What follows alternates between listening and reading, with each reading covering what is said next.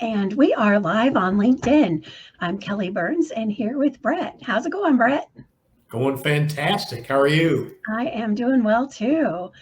Excellent, beautiful weather we're having in Kansas City today.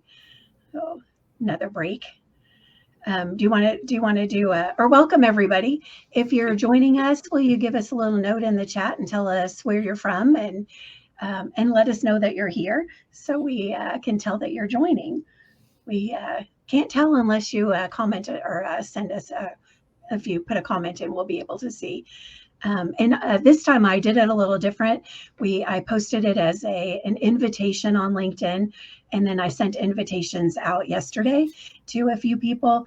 And I invited people who are already really good at this. So I hope you took that invitation as it was intended because you're already very inspiring to me. So thank you for joining if you did.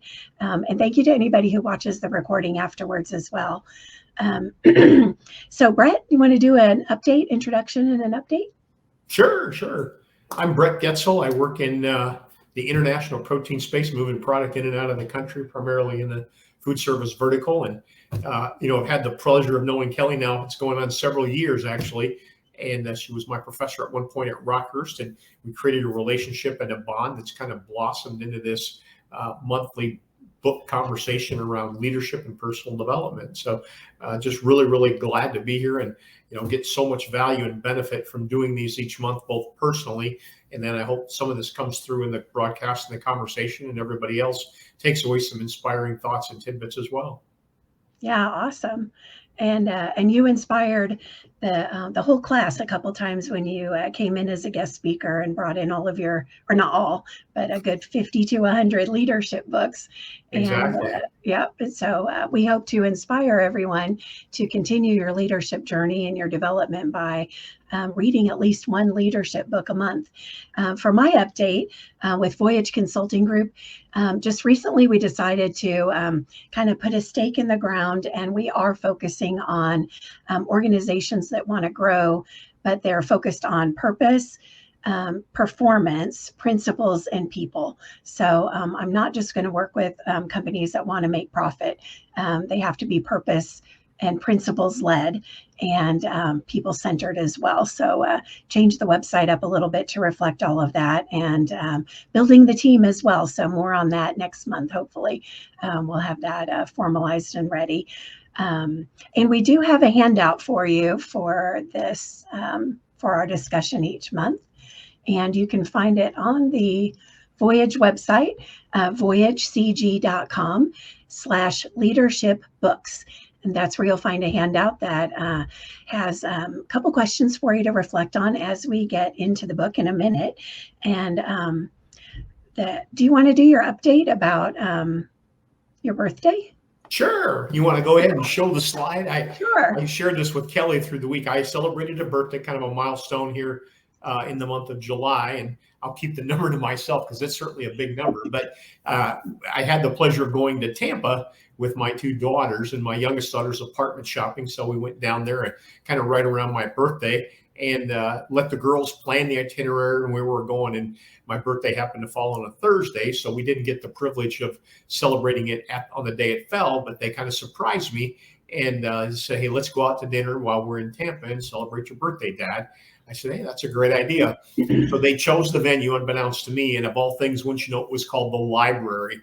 And my daughter took a picture of the menu because she said, hey, you'll want to show this on your podcast. But, it's just such an interesting thing because obviously my kids know me as well as anybody can. And they know that for a birthday present or a Christmas present that I always want a book. And then when we were in Tampa, given that the dinner was focused on me, they chose to go to a place called the library. And the library happened to be in the Children's Hospital, St. John's Children's Hospital in St. Petersburg. And it literally was in a library. So when the server brought the check to our table, she brought it in a book. Literally, it was an older book. I don't know that it was been repurposed or not, but literally brought the book and the check to our table with, the credit card and things. And then the ambiance and decor of the restaurant was that of a library. So there were bookshelves and everything that one would want in a library. Of course, there was a full-fledged bar and a restaurant and everything that you need to operate a restaurant, but all the decor was that of a library. So just really, really kind of a special moment for me to be the focal of that. And then obviously for my children to know me so well, that I would find a tremendous amount of value in going to a restaurant called the library. I love it. Yeah. That's awesome. Yay. And the delivery of the check in the book and all of those things. That's so funny. If they had a business or a self-development leadership section, you probably would have been able to recognize all of the books in there too. I didn't get to that part, but that's a nice tip. Maybe it'll give me a reason to go back and look a second time. Ironically, I didn't spend as much time looking at the books as I probably should have. I had such an enjoyable time. That's so fun. Yeah. So that's in St. Petersburg? Yeah, right. The St. John's Children's Hospital, right off of downtown St. Petersburg. All right. Well, hospitality, a shout out to the hospital and to the restaurant, the library. So if anybody's in Florida, let us know. So grab your handout from the website, voyagecg.com/leadership books. And it's right there at the top. I think it's called discussion note page. And yeah, you'll see it next to the copy of the book for today. The reason we chose this book was it's called Trust and Inspire. And years ago, the author, Stephen M.R. Covey, he had written a book called The Speed of Trust. And I loved that book. I became certified in that tool, that whole system, and used it inside an organization that I was with at the time. And so I was really curious about this one. So that prompted my interest. And then when I opened it up, the very beginning has all the recommendations or the endorsements, and they're really serious endorsements. Like you can't just get these from everybody, and they're by different categories. So several prominent CEOs that don't just give endorsements left and right, along with education, government, other business experts. So a whole variety. So that was one other thing that got my attention. And then we really like how the leaders all talk about each other. And so trust is a topic that comes up all the time, isn't it, Brett? Well, I think trust and relationships, much like what you said, I look for that, and we've kind of come across that now.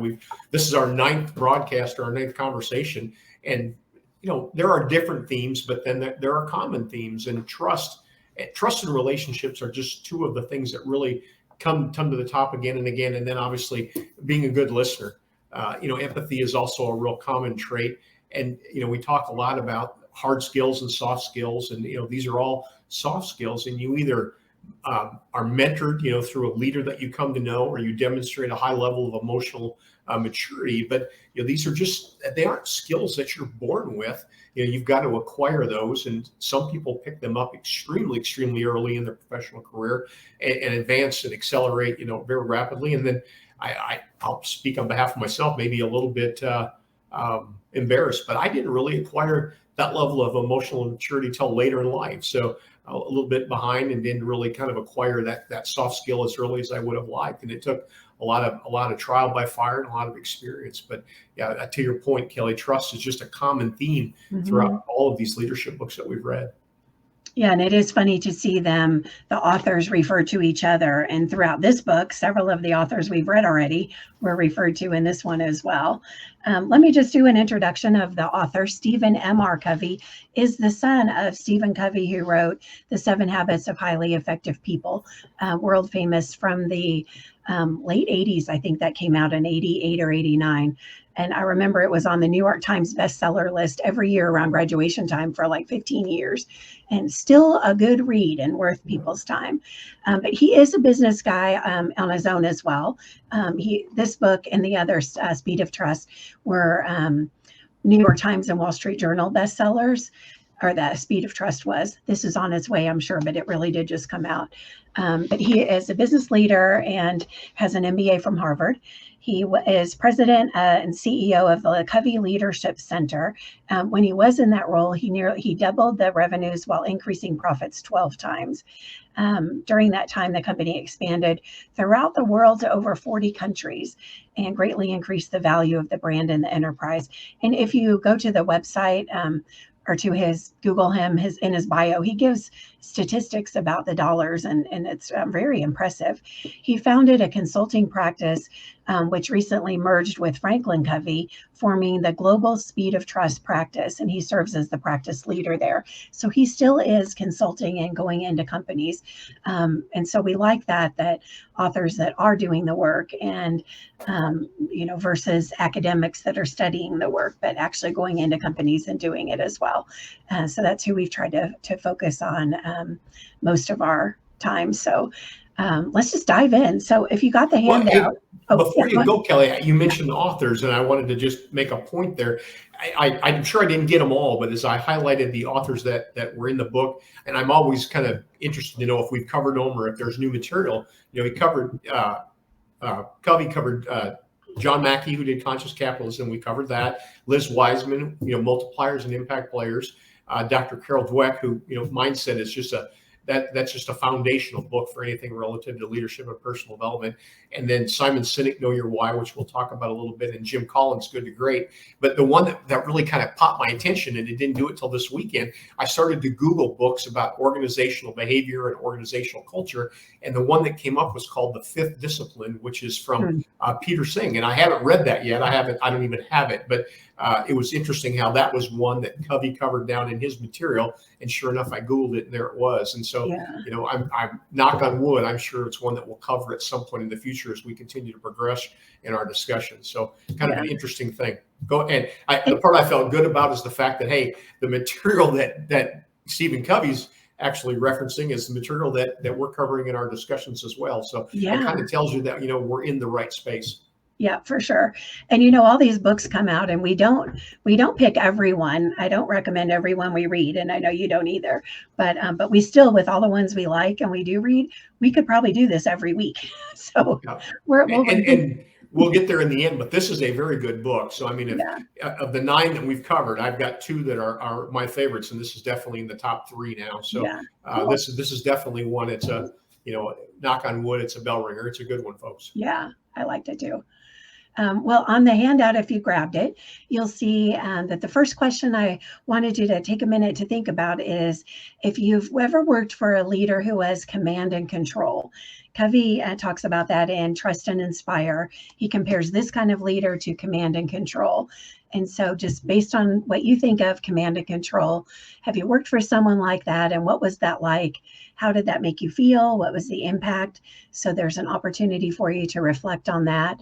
And then take a minute and you can think about an example of a Trust and Inspire leader as well. So if you take a minute, and Brett, do you want to share, not names obviously, but have you worked for a command and control in the military perhaps? Well, and I think most of our listeners know I had a pretty lengthy tour of service in the National Guard and did one stint in Afghanistan. So obviously in that military environment, you're exposed to a lot of folks from that command and control genre. The thing that was interesting as I read the book is to say, and I think this applies to children as well as people that are employees, we tend to become the leaders that we've been exposed to. And you've heard it said, that your children eventually become their parents. And I think the same can be said for us in our professional life, that we become the leaders of those that led us. And so if we want to be, trust and inspire leaders, which Covey's point really is that there's a time today in business for a new style of leadership that's different from command and control. We really have to work or mentor or really be maybe pioneers or game changers and being the first, to be trust and inspire leaders. But to your point, have I ever worked under a command and control leader? Absolutely. And the thing that kept coming to my mind as I thought about that was you always felt like there was this, I'm going to get you kind of thing. You were always going to be caught or you were going to be trapped, or there wasn't a lot of latitude to kind of get outside of the guardrails, so to speak. You knew what the guardrails were, the boundaries, the limitations, and your job, the way you saw it in that environment, was just simply to exist within those boundaries and not cross over. You didn't want to push too far ahead. You didn't want to fall too far behind and not get too far left or right. Just kind of stay within the boundaries. And that was kind of the existence that I kind of felt fit that command and control leadership style. My example is not in the military, but in organizations that were primarily male dominated. And when I came out early in my career, I was often the only woman in a lot of different situations. And so it was emphasized, just do what you're told, don't speak up, don't do anything different, just kind of do what you're told. And the expectation on being efficient and just delivering and deliver results. And I even remember a colleague early in my career saying, cut the happiness crap. That's what he told me at the coffee machine one morning. Cut the happiness crap, Tyler. And just don't bring emotions into work. Don't really care about people. And that was kind of the mantra back then, and just get the work done. And on the other hand, I had great mentors early in my career too. So the people I worked directly with were really good mentors and did have bonds with our team and with the vendors that we worked with. And so I was able to see the other side of it too at the same place. But, well, Covey makes the point in the book of the industries really that are kind of tip of the spear. And he talks about professional services and technology, and many of the authors that we've profiled before come from that tech space, because those are the industries that are really kind of cutting edge in leadership style and adopting things that are new and innovative. So, my thought process was, well, tech and financial or professional services is a relatively narrow segment. Many of us, me included, are likely not to work in that industry. So how do we aspire to operate and to function as trusted, inspired leaders? So I guess my point here is, it may take 10 years, 20 years, 15 years, something like that, for the rest of the industry to catch up, the rest of the professional world to catch up to what's going on in tech and professional services. But, eventually somebody's got to go first. And for those of you who have heard my lectures before, I profile a young gentleman named Kendall Camp, and the fact that he went first. And I think that's some of what the challenge is that Covey's making to us, is that, hey, if you're not in that professional services and tech world, you know what? Be a pioneer, be a trailblazer, be first, but don't be afraid to say, hey, that doesn't work in my environment. That doesn't work in my industry. That doesn't work in my company. That doesn't work in my family. You know what? It can work, but it's going to take change. And I think within that, and, I'm getting off on a tangent here a little bit, every one of our broadcasts involves change. It really does. And Kelly and I didn't talk about this in the pregame, but I've thought about it extensively. Personal development, self-help, leadership, all of these things really revolve around each one of us identifying that there's a better way of functioning. There's a better place to be. And it's all incumbent upon all of us to say, hey, what can I change? Not change everything, because obviously a lot of what we're doing is working, but what little things can I improve on? What changes can I make? And that's part of what Covey's calling us to do by saying, go first. Yeah, and he emphasizes go first. I want to take a second to welcome John. Hey, John, I see your smiley face. Great to have you with us today. And he emphasizes go first, but he does talk a lot at the beginning of the book about the need for this change. And he refers to people that, like me, I kind of thought, well, duh, of course we need to change leadership. There's all these changes in the world. And he refers to that. And a lot of people know we need to change. People have been talking about the change, but well, think about this, Kelly. I mean, and as I was reading the book, early in the book, Covey didn't make any references to remote or hybrid or the COVID situation. And then as I got further into the book, he finally started to get into that. My gosh, I mean, I don't know if I was talking to you. I know I was talking to somebody, I think, in my neighborhood, that 5 years ago, there was a lady that, she wanted to work from home, and her boss said, absolutely not. And that was me. That was my example. I knew, I couldn't remember, but it was, hey, you know what? Now COVID hit and everybody's working from home. So we went from no way, no how, not even 1 day a week to, hey, we're all doing this. So, like 1 month before, it was no chance. And then COVID happened, and then everybody could. But in the book, he gives a continuum. So he talks about the command and control, the Neanderthal level, the authoritarian level, which is more common. But then the last several years, more leaders are enlightened, he calls it. The enlightened, where they've added emotional intelligence and strengths-based and mission statements. And he doesn't talk about core values, but that's something that I've seen, is they've talked about core values and coming up with a list. And even I've noticed changing the name of human resources or human capital to people operations, and that's happening now. And so all of those are are more enlightened command and control, but we need to go deeper and go further with it. And so his book is more about why that is, and then the how to do it. And so, and then in the military, they're just in the back of their mind, even if they emphasize, I've seen this in other articles too, where the military is trying to be less command and control and more modern leadership style. And some of the old huge organizations and banks and financial services companies, they might see a need to do it too. But in the military, the fact is the employee there isn't going to just leave. You can't just quit. So the leaders know that. They have a captive employee base, but at banks, financial services, hospitals, fast food restaurants, those managers, 3 years ago were command and control, and they're losing employees. So the Great Resignation has prompted that need to really focus for a minute on the trust part of Trust and Inspire, and go back to your example of the military, having lived that life, right? If you're in an environment where you don't have the leader there, which happens all the time, to dictate to you what the command and control environment should be, you're to trust your training and react accordingly. So and you can just see how, it's not as far-fetched as we believe to have a Trust and Inspire type leadership, or some hybrid of the two, I guess, would probably be effective. But there is a high component of trust that is applicable to what takes place in the military. And Covey does a nice job of highlighting that. Yeah, I think so too. For what the level, to get to the level that they can get to. Do you want to go through the difference between the two? How Covey sets up command and control versus Trust and Inspire?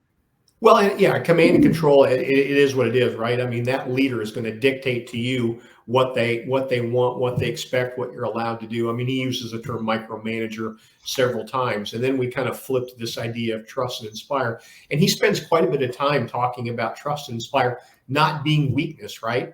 And I think that's really important. And as I reflected, does it trust and inspire, or is I inspire because I trust? And that really wasn't Covey's angle, but in my mind, I kept saying, hey, do I deliberately go out of my way to inspire? Is that an action that I take? I know I can trust. That's something I can do very deliberately. But by trusting, does that by default then inspire people? And like I said, he talks a little bit about trust and inspire not being weakness. And I'll give you the best example that I can. And we always, personify these examples in the form of our personal experiences. When I was a sales leader, we'd go out on a traditional sales call, and the call was scripted. We'd have the pregame, and we'd have the execution, and then the follow-up and the recap. And my pregame would always be, now, if we go on this sales call and we exit the sales call and I never say a word, it was a perfect sales call. And I can remember very distinctly my direct reports and the sales agencies that I worked with, they used to look at me like I was crazy. And they'd say, what do you mean? If you don't say anything, it's a perfect sales call? I would, and I think I always made people a little more nervous than they need to be. But I said, if I don't have to say anything, that means that you said everything. And I said, nothing makes me feel better, having been the trainer, to be able, at some point, obviously, to be able to go on a sales call and know that you've listened to the script, the facts, features, and benefits of our product, you've got the open, the close, got everything that there is, and I don't have to say a word. So if we can go on a sales call, and I can trust, here again, Trust and Inspire, I can trust that you've covered everything that I would hope would be covered in a sales call, that's a great sales call. And it was always interesting, because after people got used to my style, obviously they would give me a wink, nod, and they'd say, you didn't say a word. And they knew they could feel good about what they'd done, because you know what? It never required that I had anything additional to add. And I certainly didn't want to repeat what they'd already said. Wow. And that took such trust. And somewhere in the book toward the end, he says, leader, go first with listening and extending trust. And he has a whole list of things that you did really well there. Right. Yeah, that's fantastic. And again, to my point, early on in my life, probably wouldn't have been the case. I wanted to steal the bright lights and steal the microphone and take all the stage time. And as I got later on in life, you know what? You realize real quickly, it's not all about you. And he gives that too. He talks in the book about barriers to the Trust and Inspire style. And I thought there were 5 listed, but then in each of the 5, there are several examples of some phrases and quotes, and then he gives a solution and a mindset for those. I thought that was fantastic. That was one of my favorite parts. Right. And sometimes I think people don't become this because they either their ego's too big, they're narcissistic, or it could be too small and they think, oh, nobody wants to be led by me. But he emphasizes throughout this book that people want to be led right now. People don't want to be micromanaged. They want others to know. The other thing about Trust and Inspire is that you see the potential in people. You see their talent, and you develop that, and you unleash it. He refers, and so people. Well, he uses that. Yeah, use that metaphor of a Yes. seed, where everybody's a seed, and Yes. obviously, a farmer doesn't pull the plant out of the seed; he has to nurture and cultivate. Yeah. And then the seed obviously does the work. To your point, he also made the comment about we manage things and we lead people. Yeah. And he was distinct there about saying, hey, we don't manage people. And, right. and it's a subtle thing, but he repeated it multiple times throughout the book. I mean, it was definitely a theme. That's the mantra. That's the exactly. mantra of this. Yeah. We manage things and we lead people. Yeah. Yeah.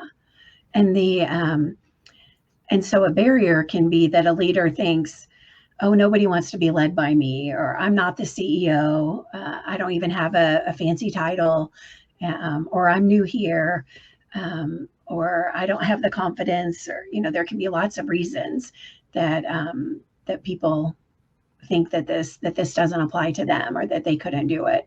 So I really appreciated the barriers. One thing with that model about the seed, that he talks about see in people that there's potential, and then develop it, or communicate that you see it and develop it and then unleash it. That part made me cringe just a little bit, back to Dr. Phil. So when Dr. Phil came on the scene with his TV show, how many years ago, but he started acting like he was God's gift to women and his primary audience, probably men too, but he acted like he was our big savior and we were nothing until he came along. And so I don't want leaders to take this to mean that you have the pressure of recognizing or finding the good in people. Hopefully it's easy to see it. People have goals, they have talents, they're bringing experience, they're bringing good stuff already. Don't have the ego that you have to discover it in people. It's there, and then develop it according to what they want, not only what you need in the company, because then it's self-serving again. So develop it according to what they want to develop, and unleash it according to what will fulfill them in their vision for their own life. So if everything comes back to what will help me meet my numbers this quarter, if that's the only thing you're focused on and developing them and unleashing it, then that's self-serving again, and that's not trust and inspire leadership. Well, I think that the inspire piece, I mean, if you've got that type of relationship with your folks, they'll deliver the numbers. Yeah. I was reflecting again on myself, and there was a portion in the book where he talks about the people that are around you and seeing potential in them. And I just went back to myself. I'm the worst marketer in the world. I'll be the first to admit it. I can't hardly draw a stick person. And when it came to writing copy and taking photography and all those things, just not my strength. And I had people on my team that, boy, they were good at that, and they were really good at that. And so rather than me trying to step in and say, hey, I got this, it was, hey, I would just literally turn it over to those folks, and off they ran with it. And oh my gosh, they did such good work, and so much better than anything that I could have ever done. There's a portion in the book where he talks about CEO Pepsi, Indra Nooyi, and she got promoted. And the gentleman who was the second candidate, the runner-up, obviously he was ready to leave the company. And she said, no, there's room for both of us. This idea of abundance, the abundance mindset, Carol Dweck again. And she talked him into staying. And between the two of them, I can't remember the numbers, but it was what they did for Pepsi sales was an astronomical huge. Yeah. And then he went on to be CEO, I think, of DirecTV there shortly thereafter. But it was that idea of saying, hey, you know what?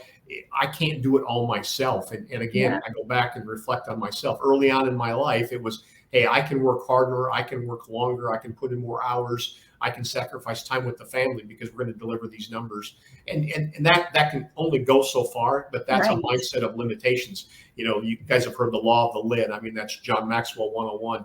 And you know what? There's only so much one person can do. And Kelly's point, we have to see the talent and the ability, the seed metaphor, again, in everybody that's around us. And that's when we really achieve great things together as a team. And share all of that responsibility and the triumph with people. They're not doing it for you to hit your numbers. They're doing it because it's in them. Like, let them have that. I just love that. Yeah. That just we're getting close on time, Kelly. I wanted to share a couple more stories here I had for you. I love stories. So I made 2 trips to Florida this month, actually. And this other one was for a convention, and I spoke on ag economics, and that was always fun. I love speaking, but it was people that I've known, and there were some new people in the audience. And so as I'm traveling home on the plane, I've got my book out, Trust and Inspire. I'm taking advantage of my time on the plane and reading the book. And as I come across the book, there's a section in there about the Young Brands program and their relationship with their franchisees.